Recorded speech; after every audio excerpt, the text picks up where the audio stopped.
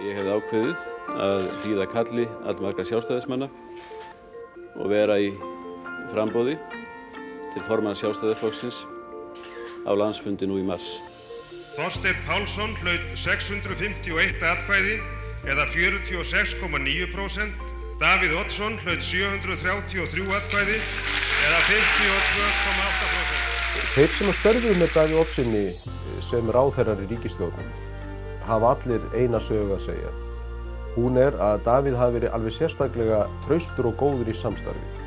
Og áður ég fór út þá sagði kona við mig að þetta verið í fyrsta skipti sem ég fengi eitthvað verkefni út á útlitið. Grínast við forsætisráðherra lands að leggja 300 milljónir króna inn á reikning ef að eitthvað fyrirtæki fá að njóta friðar. Það náttúrulega mjög sérkennilegur húmor og ekki húmor sem Davíð hefur neina skemmtan af. Þegar veislan að hefjast þá undrast ég þetta, kalla á Davíð Oddsson út í garð, skála við hann í kampari og segi hvers vegna dregurðu mig í þitt skelfilega hús einan stjórnmálamanna. Þetta skrifstofa mín í forsætisráðuneytinu, ég fyllti hann aldrei af persónulegum munum með myndum af fjölskyldunni og þess háttar. Þetta var skrifstofa forsætisráðherrans, mín skrifstofa var heima. Það eiginlega alveg ferlegt að það skulle ekki hafa náðst á mynd þegar að forsætisráðherrann var að stýra öndinni með unga hópinn sinn eftir götunni.